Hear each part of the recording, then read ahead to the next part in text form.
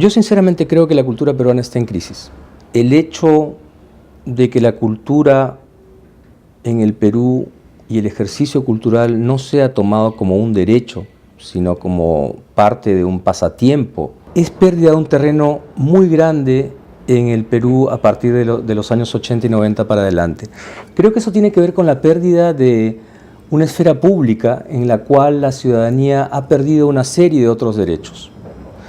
Dentro de los derechos que ha perdido están también los derechos de usar la cultura como un nivel de interpelación crítica.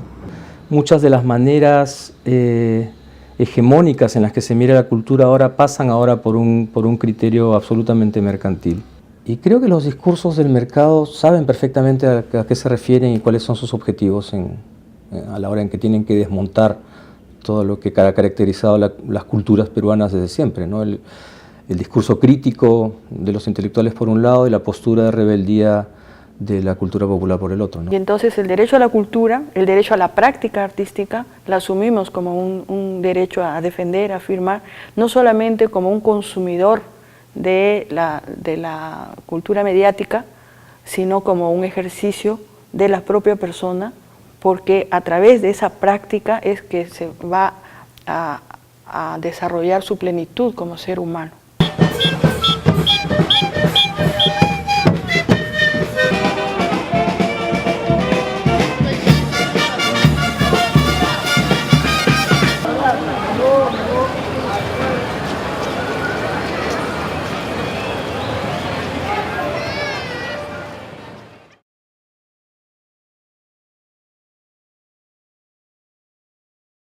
Se puede decir que 10 años de dictadura, Fujimori, más 10 años de neoliberalismo, de alguna manera,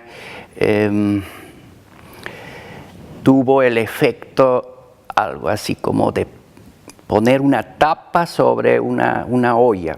Es decir, en todo ese tiempo no había políticas culturales, no había apoyo, digamos, desde las diferentes instancias del Estado, sino básicamente un trabajo cultural desde la base, a veces contra el viento, a veces semiclandestino, era algo así como un trabajo de muchos, pero sin mucha visibilidad. ¿Cómo establecemos conexiones entre aymaras, quechuas, amazónicos, migrantes, pueblos de la costa y cómo puede articularse un movimiento de abajo hacia arriba suficientemente grande como para cambiar el horizonte político del país y a su vez para darle un norte a esta efervescencia cultural extraordinaria, a estos hervores que hay de creación, de multiplicidad de imaginaciones, pero que no tienen todavía un cauce político. Y las políticas culturales son importantes para eso, es decir, para utilizar los productos de la cultura en generar una conciencia crítica, en generar una mayor visibilización de los problemas humanos, en difundir significados alternativos, en contribuir a transformar los imaginarios sociales. Las políticas culturales que existen están muy asociadas todavía a la defensa del patrimonio, al resguardo del patrimonio, ¿no? Y eso, por supuesto, es importante, pero no pueden limitarse a eso. Hay políticas de segunda generación, es un ya desarrollo de instrumentos, de procesos participativos, de recreación de lazos, de vínculos que se pueden establecer entre gente que ha estado en la violencia y que ahora asumió el arte, ¿no? Hay mucho todavía maneras de cómo se puede a través del arte imaginar una sociedad diferente, ¿no? Por eso de ahí se necesitan pues políticas de Estado concertadas, ¿no? Para que se amplíen esas opciones que tienen los cineastas, los que hacen videoclips, los que hacen rock, los shipibos que venden artesanías, ¿no? En general, eso por hablar del arte. También se necesitan oportunidades para que se ejerzan los derechos individuales y colectivos, por ejemplo, en el caso de la población indígena. que se tengan un derecho a ser consultados por las decisiones que se toman sobre el control del uso de los recursos naturales que hay en sus territorios. A la vez, la población afrodescendiente, solamente el 2% está presente en las universidades.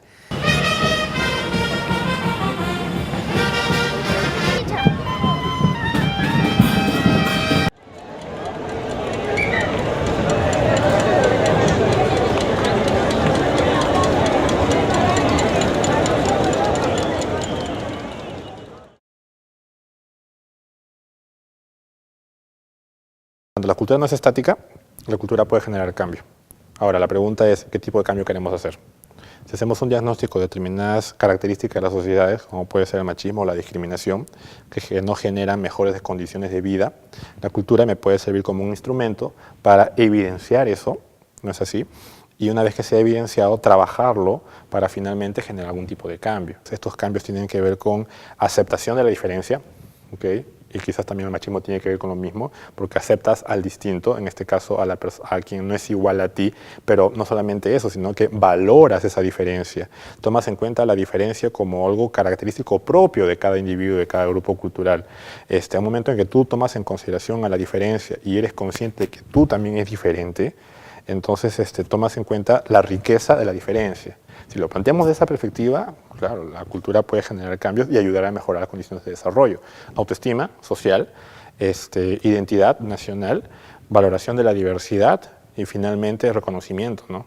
Ahí entramos nosotros, los artistas, los activistas, con maneras un poco más creativas de poder plantear un discurso de otra manera, ¿no? O sea, a veces lo que no puedes entender con la razón, de repente lo entiendes por otro lado, ¿no? O sea, hay un conjunto de colectivos, de artistas, de intelectuales, ¿no?, que se han dado cuenta o que nos hemos dado cuenta que no podemos seguir encerrados en nuestros nichos y que todos nos sentimos involucrados con articularnos con la sociedad de otra manera. Desde el punto de vista de la gestión, bueno, implica aprender a manejar un aparato burocrático infernal que muchas veces retrasa o impide hacer los proyectos que uno quiere hacer. Y por otro lado, bueno, pues el tema de la política, es decir, el tema de cómo uno desarrolla estrategias para convencer qué cosa es lo importante y en dónde conviene intervenir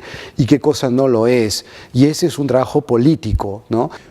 No quiero decir que tengan que ponerse grandes cantidades de dinero, pero la voluntad política ayudaría mucho a cambios en el espacio de la cultura.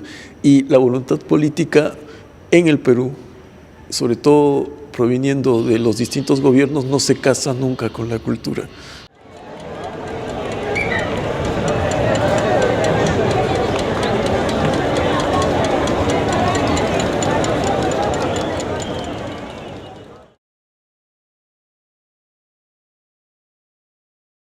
Todo el mundo me dice, pero ¿por qué eres activista? Si tienes que decir a todo el mundo y a todo lado de que eres gay, ¿no? Entonces, pero para mí el ser activista es precisamente expresar mi orientación sexual para que las demás personas se den cuenta de que soy una persona y que existen muchas personas iguales que yo y que nosotras también tenemos derechos y que podemos acceder a los mismos derechos. ¿Y cómo se expresa todo eso? A través de las políticas públicas que en el país, lamentablemente, en los últimos 5 o 6 años no se han aprobado en lo absoluto ninguna política pública inclusiva que reconozca derechos de los gays, lesbianas, trans y bisexuales, ¿no? Entonces yo creo que tenemos activismo para rato todavía. El Museo Travesti es una estrategia, es una relectura del Perú desde el margen. Ha habido una historia oficial hecha por un grupo social, cultural, ¿no?, de intelectuales, ¿no? Muchos de ellos son, la gran mayoría, hombres de clase media, ¿no?, que han leído el Perú de manera muy interesante, pero desde su posición, ¿no?, desde su manera de ver el mundo. Y la estrategia viene desde leerlo desde una comunidad marginal como es la travesti, ¿no? Esta persona, esta chica que ahorita más tarde se va a vestir y se va a salir a la calle a trabajar. ¿Cuál es la memoria de esta persona, ¿no? y desde la memoria de esta travesti, cómo se puede plantear otra historia del Perú, ¿no? Y nosotros tomamos Lundú porque era una manera de trabajar desde una nueva generación, desde una perspectiva más feminista, más contracultural, o tomar la cultura no solamente para divertir a los otros, sino para expresar lo que nosotros queremos decir, ¿no? Y bueno, a lo largo de este camino hemos trabajado mucho con niños, con adolescentes, tratando de entender que el arte y la cultura puede ser una herramienta para el desarrollo y una herramienta política.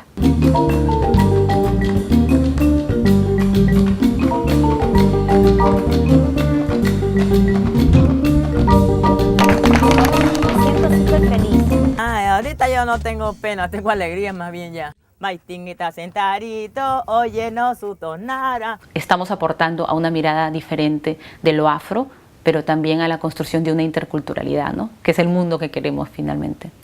Y un niño que siente que porque es negro es feo, que le han dicho que su boca grande es fea, que su pelo es malo, pero si tú le dices eres afrodescendiente, trasciendes la oscuridad de la piel, trasciendes la pigmentocracia y tú apelas a una herencia africana que no implica negar su herencia andina, su herencia china y su herencia española. Todo pasa por encima nuestro y nosotros simplemente estamos con una inercia, con una apatía, por eso hacemos activismo. Y no es un activismo ciego, es un activismo muy integrado a las bases sociales y a la coyuntura. El eje esencial de nuestro trabajo es fomentar un trabajo en comunidad, porque la comunidad te da contención emocional.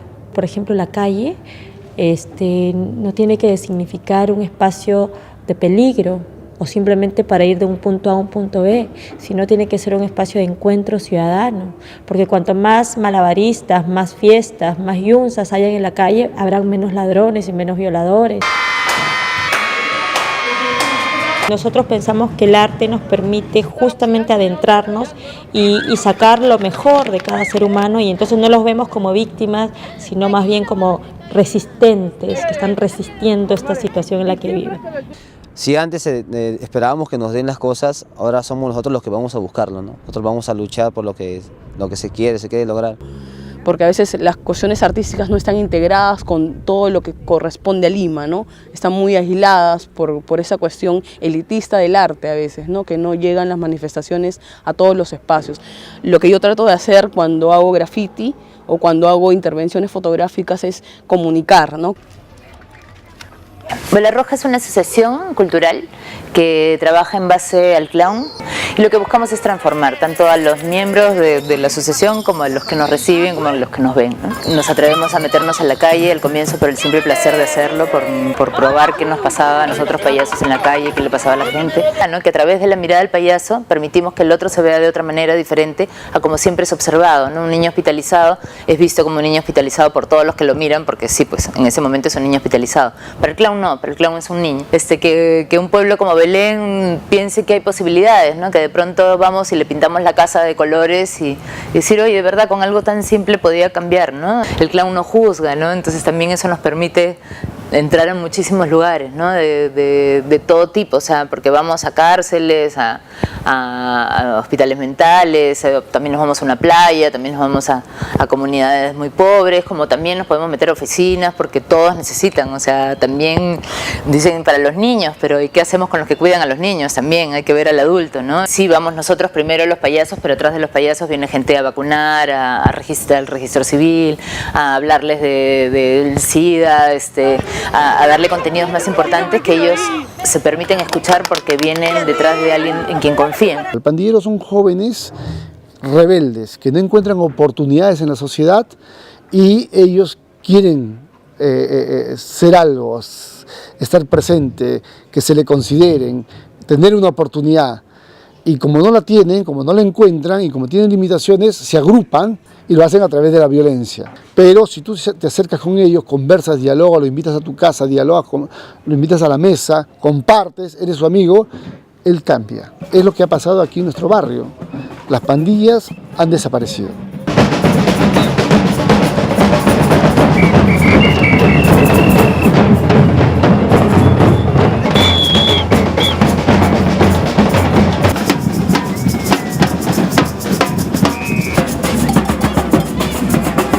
descubrí a unos chicos haciendo acrobacias en las calles y me conmovió porque yo había dejado el Perú por 2 años y antes de irme había solo visto chicos mendigando. Cuando regreso y veo este cambio en chicos que estaban optando por hacer algo, mostrarte acrobacias, me conmovió muchísimo y me hizo cuestionarme muchas cosas, ¿no? Ahí nace la gran idea de D1, ¿no? Nace la idea de crear una escuela privada, estilo Broadway Dance Center, estilo Pineapple Studios, en donde la gente pueda venir a un estudio a tomar clases de breakdance, hip hop, jazz, ballet clásico, folclore, zapateo afroperuano, todo lo que tenga que ver con movimiento, pague por esas clases y con eso poder financiar todo el tema social, ¿no? Y mostrar una imagen del Perú un poco distinta, ¿no? Una imagen moderna, cosmopolita, que estamos abiertos al mundo, pero sintiéndonos orgullosos de lo que somos y de nuestra propia cultura. Comprendí cómo un bailarín realmente dedicaba sus como que 5 horas diarias para poder perfeccionarse y sudábamos mucho, pues. Un pasito como este, por ejemplo, a mí como era, yo sí así, pues, pero ahora no, ya no me cuesta trabajo, solo con tranquilidad, ¿entiendes? O sea, es el entrenamiento y sin querer tu cuerpo se va adaptando a lo que te están enseñando y acumulas toda esa información. Entonces yo me gradué como artista escénico, pues con mi diploma y toda una cosa bien bacán. Ya como artista escénico en categoría de hip hop y zapateo peruano. El principio del sueño es el comienzo de algo. Lo que nosotros queremos llevar también a veces es no solamente que nos vean como que personas que bailamos y bailamos y bailamos, sino que somos personas que sienten quizás un poco más porque tratamos toda nuestra vida sentimientos junto con el baile. Entonces siempre combinamos todo eso. Nuestras tristezas, alegrías, lo convertimos en fuerza para poder bailar más fuerte, para demostrarle a la gente que sí se puede. O sea, no es por desprestigiar a la gente extranjera, yo también he trabajado con gente extranjera, pero también acá se pueden hacer muchas cosas increíbles y la gente tiene el talento para hacerlo. Tengo mi nena, mi hijita, tengo mi hijita también, que me apoya bastante. También mi hijita ya tiene 1 añito, pero igual siempre me ve en la tele y entonces me ayuda a ver también a los shows que he hecho y siempre dice papá, y me ve todo el show y después ya se duerme tranquila.